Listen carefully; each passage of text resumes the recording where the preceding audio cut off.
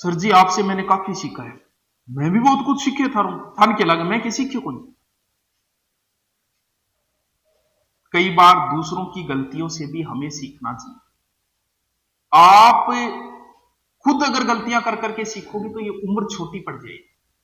दूसरे के साथ क्या हुआ, दूसरा सक्सेस हुआ तो कैसे हुआ, इस चीज को जानने की कोशिश करो। हम लोगों की एक आदत है कि हम किसी की सफलता पे आंख बंद कर देते हैं। कैसे? अगर कोई सफल है तो उसे स्वीकार नहीं करते, ये अपनी सबसे बड़ी कमजोरी है कि वो ठीक हो नहीं। और अगर आपने किसी सफल व्यक्ति के लिए आंख बंद कर ली, उसे जलन करने लगे तो आप कभी नहीं सीख पाओगे।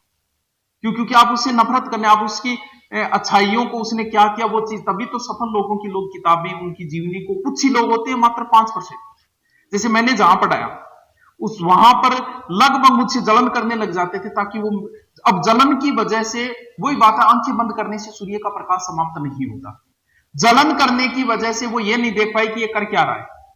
मैं 3-3 सब्जेक्ट ऑफलाइन पढ़ाता, हिस्ट्री, ज्योग्राफी, हिंदी ऑफलाइन पढ़ाता था। तो सोच सकते हो कितनी मेहनत करता होगा 3-3 सब्जेक्ट पढ़ाना, एक सब्जेक्ट नहीं पढ़ाया जाता। लेकिन आंखें बंद कर ली, वो चीज उनको दिखाई नहीं दी ना। ये डायलॉग मारे मन मेरे को नहीं, डायलॉग किए मारे, ये कौन मारी से क्लास में कोई एक आधा, तो वो आंख कभी भी सफल व्यक्ति के बारे में जानने की कोशिश किया करो, ना कि उससे जलन किया करो। जलन में आप उसके बारे में कुछ नहीं सीख पाओगे, सिर्फ जलन ही करोगे। जलन करने वाला कभी आगे नहीं बढ़ पाता। क्यों? क्योंकि वो उसकी कमियां ढूंढता है। आप अच्छाइयां ढूंढने की कोशिश करो, किसी में कमियां ढूंढोगे कभी आगे नहीं बढ़ पाओगे।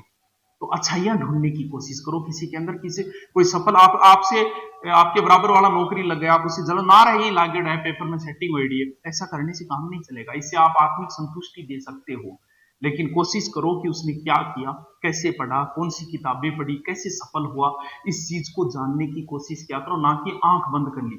जलन के अंदर आदमी यही करता है, बस आंख बंद कर ले, कोई मतलब नहीं है ना, वो यही है, वो तो केमिकल।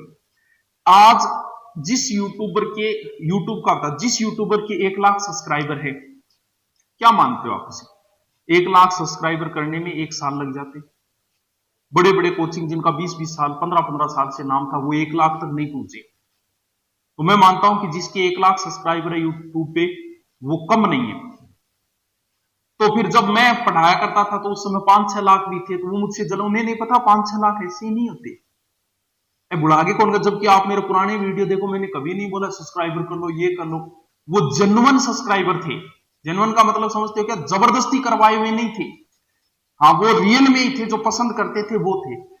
लेकिन उन्होंने क्या किया, जलन की वजह से वो इस चीज को देख नहीं पाई कि ये क्या कर रहा है, कितनी मेहनत कर रहा है। तो कभी जलन मत करो किसी से, उसकी जानने की कोशिश करो, क्योंकि सफल आदमी जो होता है वो ऐसे ही नहीं होता है। किसी के तुक्का नहीं लगता है, वहम निकाल दो। सिलेक्शन किसी का भी तुक्के से नहीं होगा, पढ़ने से होगा। पेपर सेटिंग वगैरह वह कोनी में मुना तेरे कितना जानकार हो गया, ऐ सिर्फ अफवाह है। मुश्किल से बता दिया, 100 में से 1-2 ऐसे हो सकते हैं, बाकी 95% मेहनत वाले ही लगते हैं।